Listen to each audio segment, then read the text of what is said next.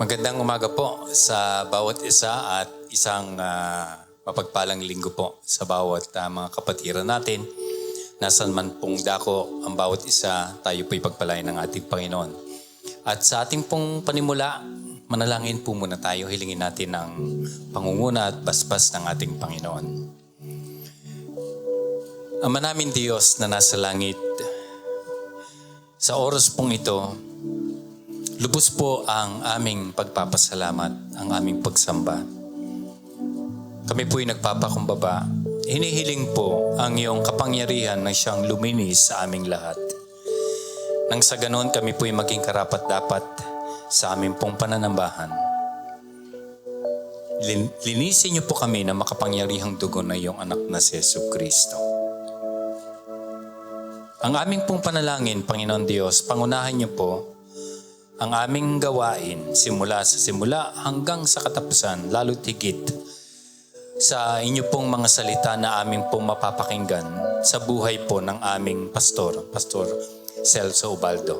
Ang iyong kapangyarihan ang siyang lumukob sa kanya. Pangunahan niyo po siya, karunungan na nagmumula sa inyo, basbas ng banal na Espiritu, nang sa ganun, maibigay o maipahayag ang iyong mga salita ng maliwanag at mayroong kapangyarihan. At naway sa pamamagitan po ng iyong mga salita, ito po'y tumimo sa aming mga puso, sa aming mga isipan, at magkaroon ng pagbabago, transformation, breakthrough sa mga pangangailangan ng bawat isa. Kaya po, manguna ka sa kanyang buhay. At sa bawat parte rin, Panginoon Diyos, hinihiling namin ang patnubay, ang karunungan, at pagkasi ng iyong banal na Espiritu. Muli po, nagpapasalamat kami sa iyong kabutihan naman sa bawat isa, sa buong membro at pamilya ng aming iglesia, ng Christian Faith Church. Nasaan man po ang mga kapatiran namin, abutin niyo po sila, Panginoon Diyos, ng iyong kalinga, ng iyong kapangyarihan, ng iyong kapayapaan, lalo't higit ng iyong pagliligtas. Pagbabalot ng makapangyarihang dugo ng iyong anak na si Jesucristo at ilayo sa anumang mga masasamang elemento at lalo't higit sa virus na ito. Father, cover us, Lord, with the precious blood of your Son, Jesus. At naway, magkaroon kami ng panibagong kalakasan. Manatili kami sa aming paglilingkod sa inyo at ang iyong kapangyarihan ang siya maghari sa aming mga buhay. Salamat po. Luwalhatiin ang iyong ngalan, O Diyos, sa kalagitnaan ng aming pananambahan. Sa pangalan ni Jesus, ito pong aming panalangin. Amen. Amen.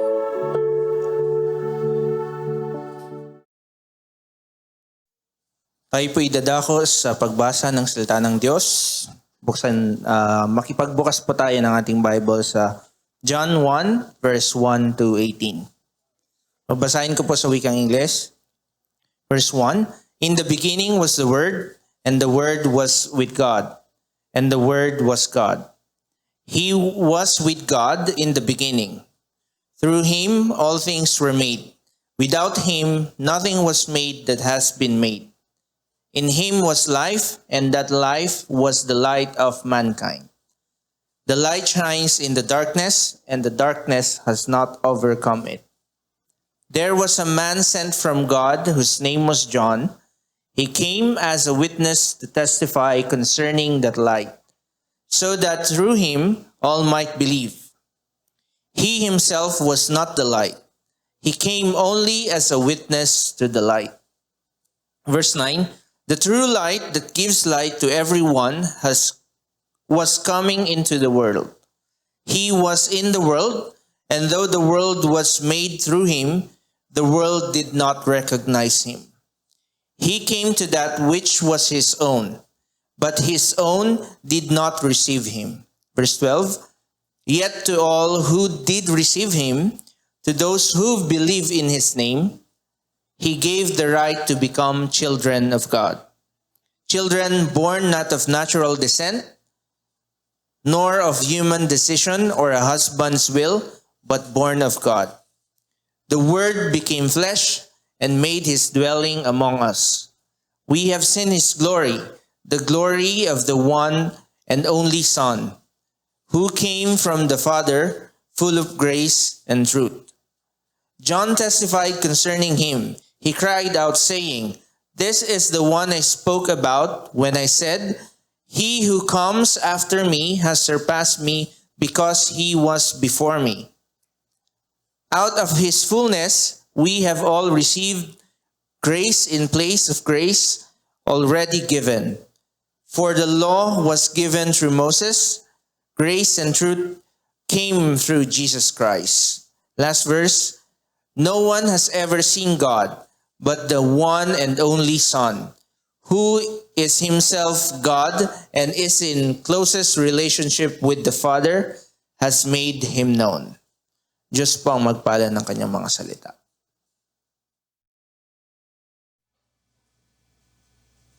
Hallelujah! Isa pong mapagpalang linggo na naman sa ating mga buhay. Pasalamatan natin ang ating Diyos sa panibagong buhay, panibagong kalakasan. At bago po tayo magsimula sa ating awitan, binabati po muli natin ang mga tatay ng ating tahanan, ating mga lolo, ating mga tito. Happy Father's Day po! Especially to our fathers sa ating music ministry and our pastors, Pastor Gani, Pastor Julius, and Pastor Celso po. Happy Father's Day po sa inyong lahat. Dakila ang Diyos sa buhay niyo po. Hallelujah! Ating nawitan na ating Panginoon. Praise the Lord! Praise you, Lord. Tunay nga po, ang kadalakan mo ang aming kalakasan. Kaya naririto kami ang awit at magpupuri sa iyong ngalan. Hallelujah! Umawit at magpuri sa iyo. Aking tugon sa pag-ibig mo. Itatlupa sa iyo'y sasamba. O Diyos, purihin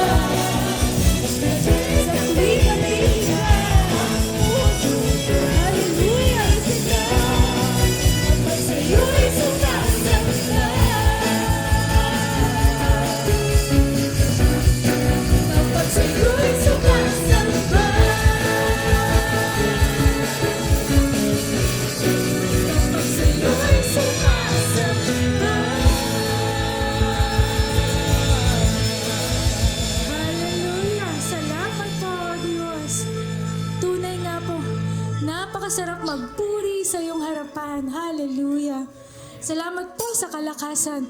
Naririto kami malayang umaawit at sumasayaw. Nag-aalay ng papuri sa iyo, Panginoon. Hallelujah. O Diyos, wala kang katulad sa aming mga buhay.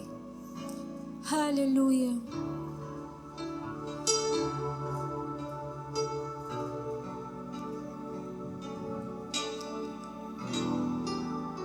Salamat po, Panginoon. Hallelujah.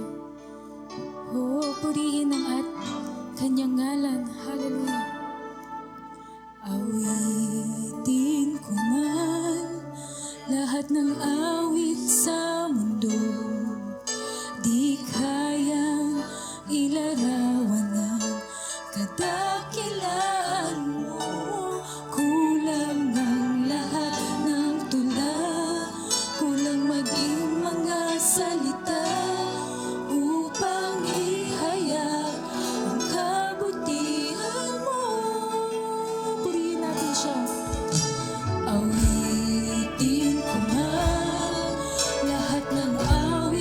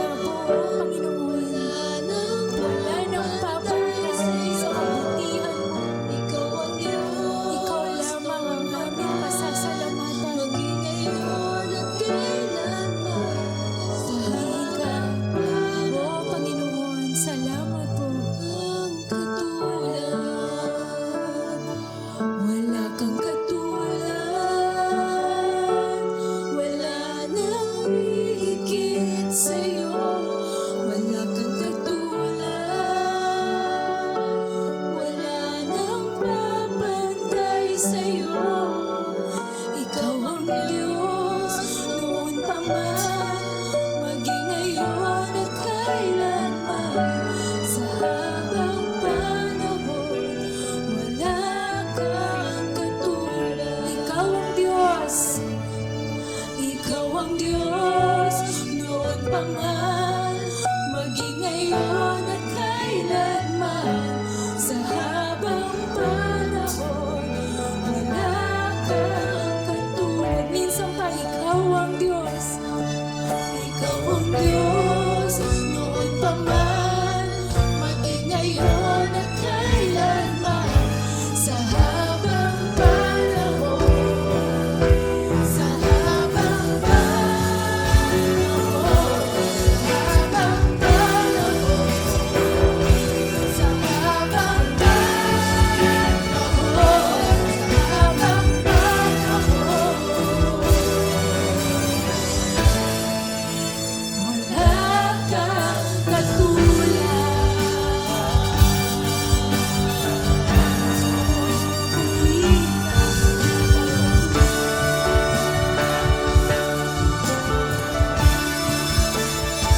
Diyos, salamat po.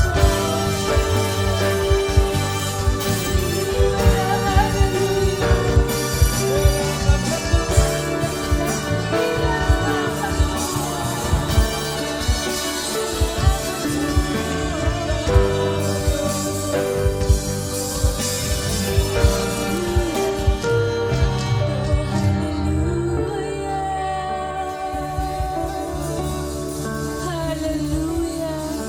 Oh, Panginoon, salamat po. Tunay nga pong hindi ka nagkulang sa aming mga buhay. Isang tawag lang namin, Panginoon, naririyan ang iyong kasagutan. Salamat po, Diyos.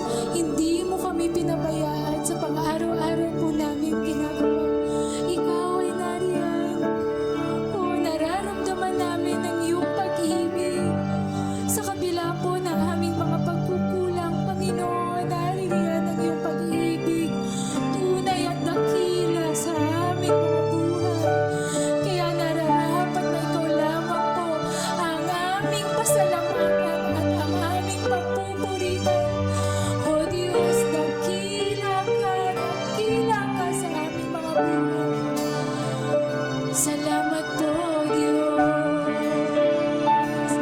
Salamat po, Diyos. Hallelujah. Purihin ka. Nawa po, Panginoon, naging mabangong samyo ang aming mga awitan ngayong umaga sa iyong harapan. Ikaw ay dakila. Hallelujah. We praise your name. We lift up your name. Muli po, mga kapatid, God bless us all and happy Sunday po. Mag-iingat po tayo palagi. Sa muli nating pagkikita po. Praise the Lord. Hallelujah.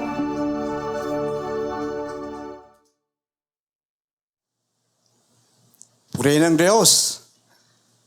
Sa ngalan po ng aming senior pastor, Pastor Gani Coronia at kanyang may bahay na Sister Liling Coronia.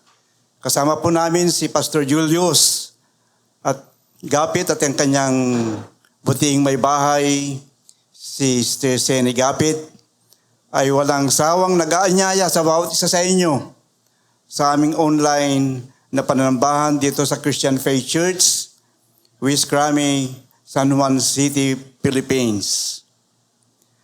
Isang mapagpalang araw po sa inyong lahat. Ang mensahe po natin sa araw na ito ay pinabagatang ang salita. Sa English po ay the word. At ang ating teksto ay matatagpuan sa 1 Kapitulo 1, versikulo 1 hanggang at 14. John chapter 1, verses 1 and 14. Kung mayroon po kayong Biblia, ay makipagbasa po kayo sa akin at samahan po ninyo ako. Sabi dito sa salita ng Diyos, sa John chapter 14, John chapter 1, verses 1 and 14. Sa pasimula pa'y naroon ang salita. Kasama ng Diyos ang salita. At ang salita ng Diyos ay Diyos. Sa verse 14, naging tao ang salita at siya'y nanirahan sa piling natin. Nakita namin ang kanyang kapangyarihan at kadakilaan, puspos ng pag-ibig at katapatan. Dito sa ating mensahe mga kapatid, ay merong pong tatlong paniniwala tungkol sa salita. Una ay ang paniniwala ng mga Hebreo na tinawag na sila po ay mga Hudyo, mga Israelita. Ayon sa kanila, ang salita ay manlilikha. Sa English po ay the agent of creation. Dito sa aklat ng Genesis, nilikha ng Diyos ang sansinukob sa pamagitan po ng kanyang salita. At sa unang paglalang, sinabi ng Diyos, magkaroon ng ilaw, magkaroon ng liwanag. Aba, nagkaroon nga ng liwanag. Tunay po mga kapatid, na kapag ang Diyos ay nagsalita, mayroong nalilikha, mayroong nangyayari, at mayroong nalilikhang mabuti. Pangalawa, ang paniniwala ng mga Hebreo o ang mga Grego. Ayon sa kanila, ang salita ay nangangahulugang reason. Ibig sabihin ay katwiran na siyang nagpapatakbo sa buong mundo. Minsan ay nanonood po ako sa isang TV channel. Channel 7, ay meron po silang programa tungkol po sa katwiran. Kung may katwiran ka, ipaglaban mo. Ang mga host po dito ay mga batikang mga lawyer o mga abogado. At ang kanilang layunin ay tulungan ang mga mahihirap. Tulungan ang mga naaapi. Tulungan ang mga walang katarungan at magkaroon ng katarungan. Ito po ang ninanais ng mga Grego na ang mundo ay kinakailangan pinapatakbo ng katarungan. Sa ating lipunan ngayon mga kapatid, makikita po natin na marami pong mga kababayan po natin ang naaapi. Walang katarungan. Ngunit ito ang ninanais ng bawat mamamayan na magkaroon po ng katarungan ang ating bansa. Pangatlo, ang paniniwala ni Juan. Mga kapatid, sino si Juan? Si Juan ang nagsasabi, ako ang tinig na sumisigaw sa ilang. Tuwirin ninyo ang daan ng ating Panginoon. Siya ang nagsasabi na narito ang kordero ng Diyos na siyang nag-aalis ng kasalanan ng sanlibutan. Si Juan po ay anak ng isang saserdote at ang kanyang asawa ay si Elizabeth, na kung saan siya po ay pinsan buo ni Maria. Kaya ibig sabihin, si Juan at ang ating Panginoong Jesucristo ay magpinsang buo.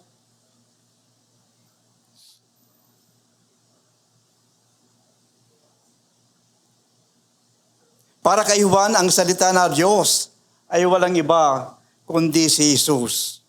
Ngayon ang tanong, ano ang mga ipinahayag ni Juan tungkol sa ating Panginoong Jesucristo?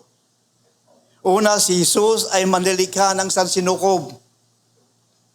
Ang sinasamba nating si Jesus ay creator and not created being. Ibig sabihin mga kapatid, si Jesus ay manlilikha at hindi siya nilikha. Alam niyo, sa India, may mga tribo doon na ang kanilang sinasamba ay mga baka, mga daga at mga ipis. Ngunit kung ating titignan sa ating kapanahunan ngayon, lalong-lalo na sa ating pandemya, napakarami po ang nahawaan doon sa India Napakarami po ang namamatay. Kulang yung mga cremation nila upang sunugin ang mga namamatay na bangkay ng mga Indian. Kaya ang ginagawa nila ay itinatapon na lang sa mga ilog at doon na lang nabubulok. Alam nyo, minsan nanonood po ako ng balita. Ang mga tribong ito ay palibhasa ay sinasamba nila ang mga baka. Kumuha po sila ng mga ihi at dumi ng baka. At ito po ay hinalo. At ang ginawa po nila ay pinahid nila sa kanilang katawan, buong katawan. At ang alam nila, mga kapatid, ay mapuproteksyonan nila sila ng mga dumi na ito ng baka dahil kinikilala nila, sinasamba nila bilang Diyos ang baka. Ngunit, ang kabuuan nito, ang nagiging resulta nito mga kapatid, ay lalo po silang nagiging miserable. Lalo silang namamatay dahil sa dumi ng baka. Kaya mga kapatid, ang mga baka na ito, mga daga na ito, ipis na ito, ay nilalang ng Diyos at hindi dapat na ito ay sambahin kailanman.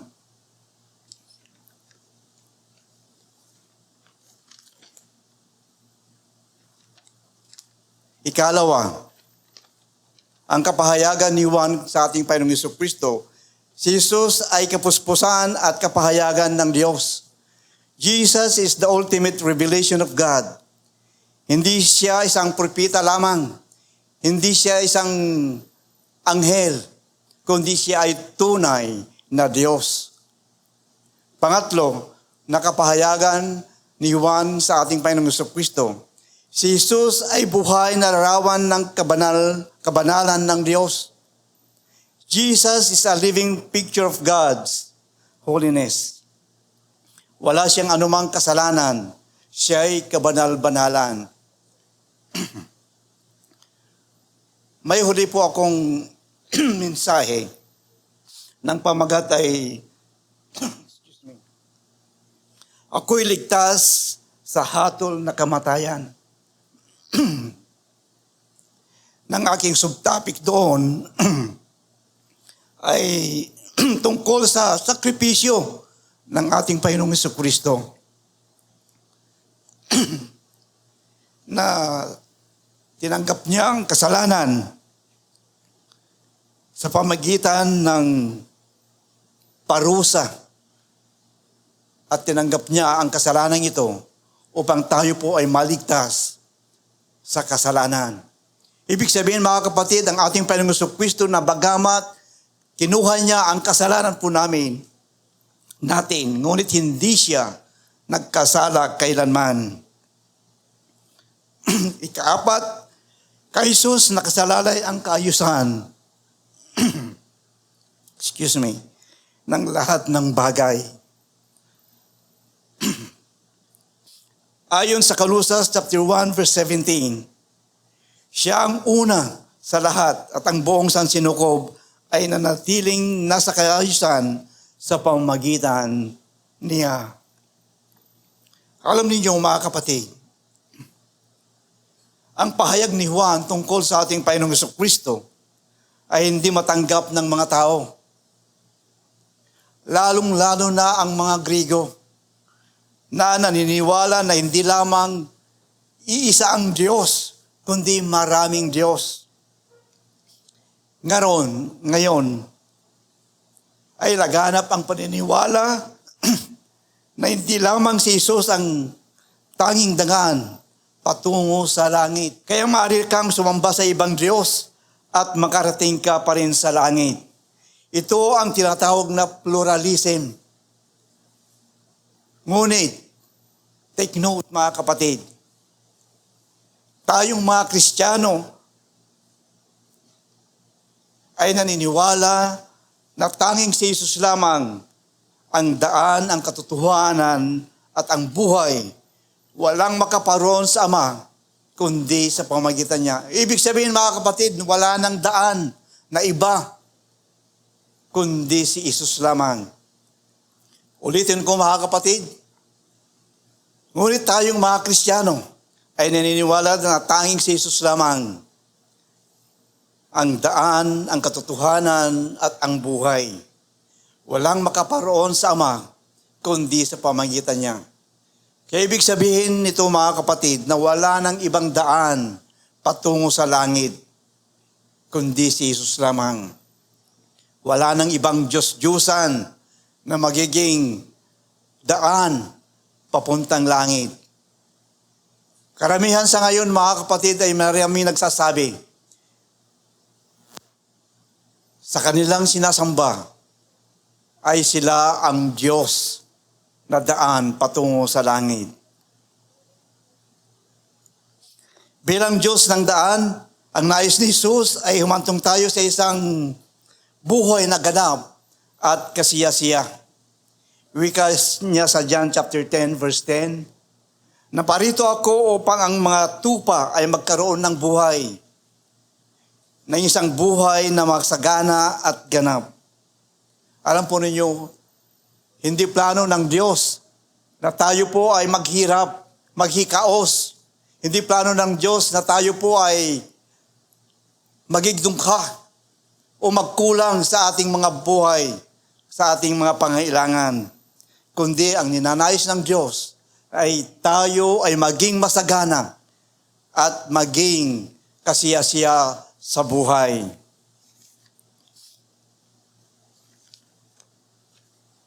Bilang Diyos ng katotohanan, si Jesus ang ilaw na papawi sa kadiliman. Ang kadiliman ay bunga lamang ng kawalan ng liwanag. Wala itong sariling kakanyahan. Darkness is not an entity by itself. Ibig sabihin, walang kadiliman hanggat walang liwanag. Kaya mga kapatid, pakinggan po ninyong mabuti. Kapag si Jesus ay pinapasok mo sa iyong puso, wala nang kadiliman. Maglalaho ang pag-aalinlangan. Madudurog ang pagkatakot at pangamba at pag-alala. At ang maghahari ay katarungan at katiyakan. Purihin ang Diyos. Bilang Diyos ng buhay, ang inaalok ni Jesus ay isang buhay na hindi kayang gapiin ng kamatayan. Sapagkat ito'y isang buhay na walang hanggan. Ito ang Diyos na ayon sa ating talatang verse 14, ay naging tao at nanirahan sa piling natin. Ito ang Jesus na ang kapanganakan ay ginukunit natin sa tuwing Kapaskuhan.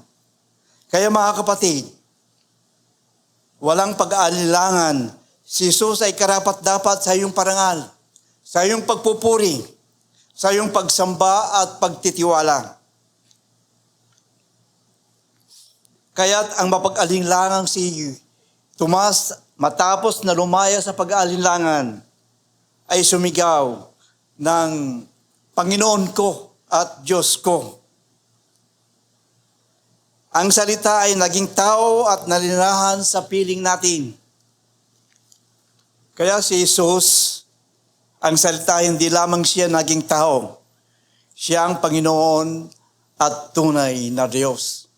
Mga kapatid, sa araw na ito, alalahanin po natin ng ating Panginoong Hesus ay hindi lamang naging tao, kundi siya ang ating Panginoon.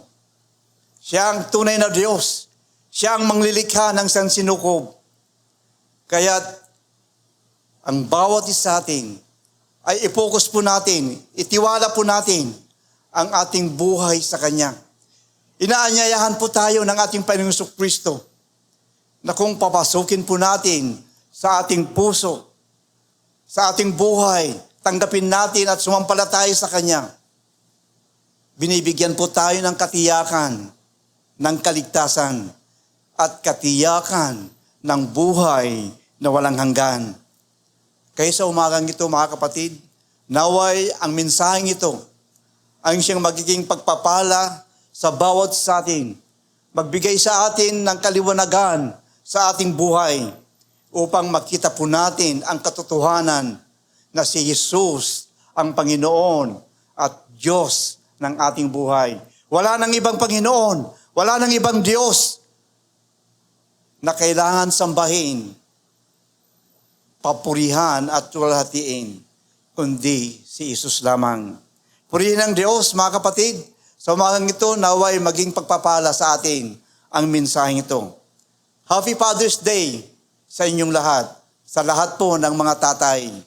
God bless every one of you. Hallelujah! Isang mapagpalang linggo ng hapon po sa ating lahat. Salamat sa Panginoon at tayo ay muling nakapakinig ng kanyang banal na salita sa pamamagitan ng ating butihing pastor at live via YouTube channel ng Christian Faith Compendium.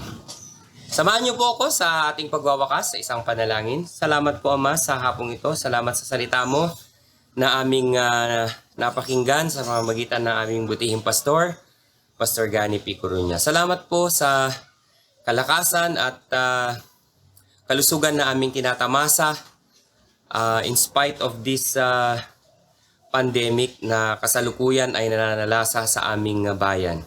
Ama, tunay nga po na iniingatan nyo ang bawat isa sa amin. Iniingatan nyo ang inyong mga anak na patuloy na sumusunod sa inyong kalooban. At sa oras na ito, Ama, ingatan nyo pong muli ang bawat isa sa amin at ilayo kami sa anumang kapahamakan at disgrasya at lalo na po sa sakit na COVID-19 na ito. Salamat po Ama sa salita mo na patuloy na nagbibigay sa amin ng kalakasan at lakas ng loob upang magpatuloy sa hamon ng buhay sa gitna ng pandemic na ito. Salamat po Ama at sa oras na ito, tinataas ka namin at iniwalhati sa inyong kabutihan at kagandaang loob sa bawat isa sa amin. Patuloy niyo pong ingatan ang bawat isa, ang mga kapatiran namin dito at yung mga kapatiran namin abroad, patuloy niyo rin pong silang ilayo sa anumang kapahamakan at disgrasya, lalong-lalo na po sa sakit na COVID-19. Salamat po Ama, purihin po kayo at sambahin kayo sapagkat tunay nga po na kung wala kayo ay wala kaming magagawa. Kaya sa oras na ito, sa inyo po namin ipag nagkakaloob ang pinakamataas na papuri at pasasalamat sapagkat ito po aming hiling at dalangin sa pangalan ni Jesus. Amen.